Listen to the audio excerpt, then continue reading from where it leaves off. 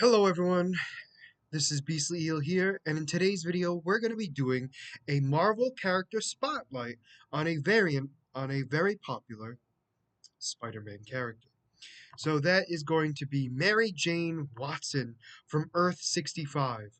For those of you who don't know, Earth 65 is the home of Gwen Stacy, aka known as also Ghost Spider and Spider-Woman. So in the early days, when she was in sixth grade, Mary Jane met and became best friends with Gwen Stacy. And when they were teenagers, MJ thought it would be a great idea that they would start a band together and become famous. Well, unfortunately, that did not happen because they disbanded, mostly due to the fact that Gwen became the superhero Spider Woman. And because of that, she wasn't around with everyone else as much as the rest of the group. So because of that, she never was able to become part of the main group. So later down the road, she created her own band with Glory and Betty Brant and eventually Gwen, and they called themselves the Mary Janes. And their first performance was supposed to be at their senior prom, where Gwen Stacy actually missed the performance. Granted, it was because she was facing the Lizard. Um, Now, granted, nobody knew that it was Gwen Stacy as Spider Woman fighting the Lizard, but that did not change the fact that Mary Jane was not happy with this whatsoever. And in fact, was very angry with this and actually decided that clearly Gwen did not care about their promise that they made anymore and wanted nothing to do with her. At some point, she dated a boy and broke up with him over their different taste in music. And she was also formerly friends with Liz Allen before her unwittingly smug and self-absorbed attitude caused a fallout when MJ tried to inform Liz that her boyfriend had been attempting to cheat on her. Following Randy Robinson, the Mary Jane's manager, bringing Felicia Hardy in as a second vocalist, MJ got into an altercation with her and nearly strangled her with a mic cord. Oh, and was nearly strangled, sorry, with a mic cord. She and the other Mary Janes also participated in a charity wrestling match against Jen Walters.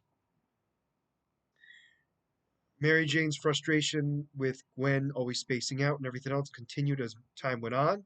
And at one point, during their whole debacle, Mary Jane swallowed her pride and set up a gig headlining for Felicia Hardy's new band in order to piggyback off of Felicia's success.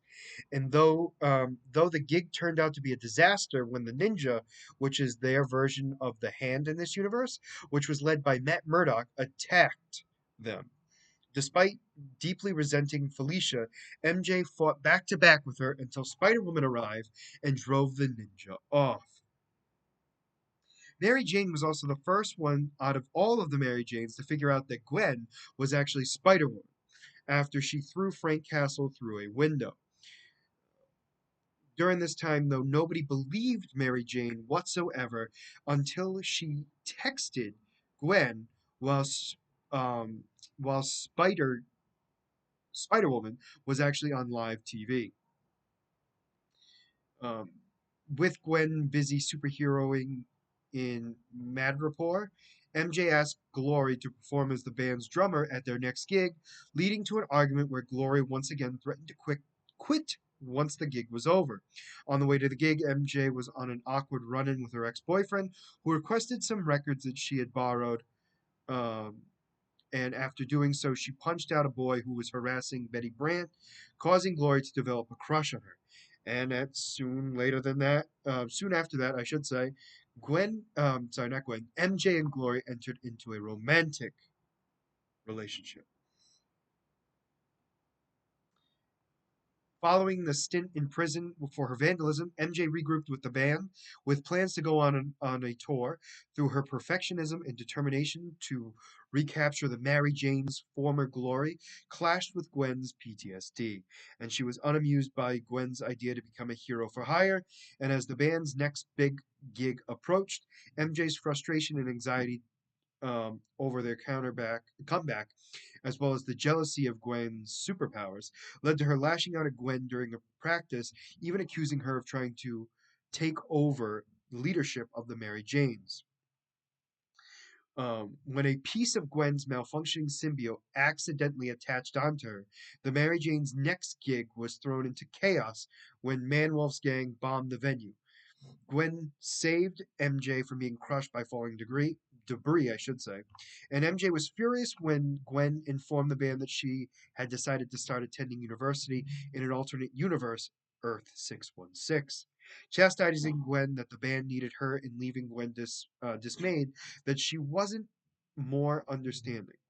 Though she later began making an effort to keep her temper in check, Gwen was late for band practice at one point, having been kidnapped by the Jackal of Earth 616, who had followed her into Earth 65. MJ tracked her location via her phone and led the other members of the band in storming Manwolf's hideout. MJ was promptly taken hostage, but used her self defense training to break free and help Gwen subdue the Jackal. Expressing irritation at Gwen's superheroing, once again interfering with band practice. To make it up to MJ, Gwen took her and the other Mary Janes to Earth 817, attending concerts by an alternate version of their favorite bands. Sometime after Gwen was exiled to Earth 616 by Sue and Johnny Storm, MJ and the other Mary Janes were captured by the Jackal, who bonded a sample of Gwen's symbiote to MJ in hopes of luring her back to Earth 65. Coincidentally, at that exact moment, Gwen attempted to use her ticket to the multiverse to return to Earth 65 in order to escape from an attack on Earth by a dark elder god, Null.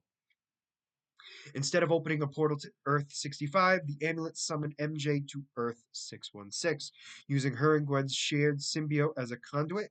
Confused, Gwen grabbed MJ in order to break her fall, but the two of them landed in a puddle of living abyss, and MJ was immediately taken over. Willingly succumbed to Null's will, MJ was dubbed Carnage in honor of the late Cletus Cassidy, and was commanded to kill Gwen and take her artificial symbiote for the Dark God to study. Transforming an electric guitar into a battle axe, Carnage rebucked Ghost Spider's attempt to talk her down, sneering that Gwen felt threatened now that she was not the only one with superpowers, accusing her of having the world's worst worse for her so-called friend being abandoning them after jumping ship to a different universe. Briefly restrained by Gwen, Carnage mocked her for assuming her symbiote, which was comprised of the same sample of Gwen's symbiote mixture with Null's living abyss. Still belonging to her, slamming Gwen into a pool of living abyss so that Null could seize control of her as well, Gwen managed to break free and renewed her attempts to talk MJ down. Carnage mocking her for not being willing to fight back until she touched a nerve as they brawled, Carnage disregarding Gwen's warning that her symbiote, which was partially comprised of Gwen's will, would kill her. Though Gwen briefly managed to get through to MJ and begging her not to let the symbiote eat her alive, Carnage symbiote reasserted its control over her, and Carnage continued, accosted Gwen for trying to trick her into depowering herself. Realizing Gwen might be right, Carnage noted that since she may not have much time left, she mustn't waste time in fighting Gwen, and web swinging away in search of innocent people to slaughter in the name of Null. Sarcastically flirting with Ghost Spider, Carnage began abducting people and creating a new band, following her to Madison Square Garden. Ghost Spider challenged her to a battle of the bands and used the sound waves to destabilize MJ's bonds to her symbiote enough to force its gummy spiders to attack the living abyss, corrupting them. Causing it to separate from MJ, groaning that she didn't feel so good, MJ passed out in Ghost Spider's arms, and Gwen attempted to open a portal to Earth 65 to take her home. When this failed due to Null's presence, Gwen carried MJ to safety and promised to find a way to heal her, not noticing MJ was still had some of the Carnage symbiote in her. At some point, Gwen and MJ returned back to Earth 65, and Gwen assumed her previous status quo of superheroing and attending University of Earth 616, annoying MJ, who wanted a renewed focus on the Mary Janes. When the time and dimensional traveling supervillain Finale attempted to duplicate herself through the time streams as variants of Thor, Captain America, Wolverine, Iron Man, and Captain Marvel.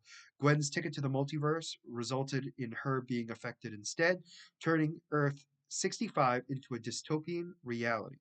MJ's personality was radically altered and making her more openly affectionate towards Gwen, but when confronted by the rewritten George Stacy, now the ruthless police officer, she immediately sold Gwen out. Which is very interesting. Which kind of leads us to where a little bit of Into the Spider Verse kind of gets into.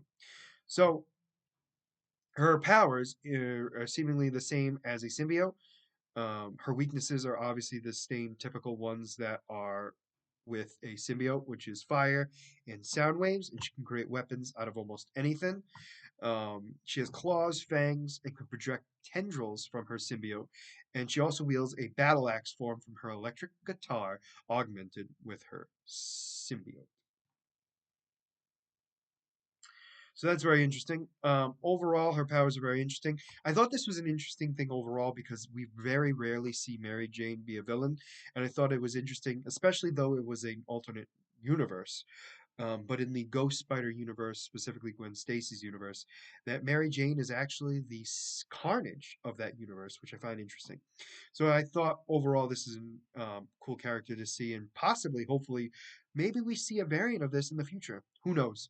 But overall, let me know what you guys thought about this character spotlight in the comments below. And if there's a character spotlight you'd like me to do in the future, please let me know in the comments down below.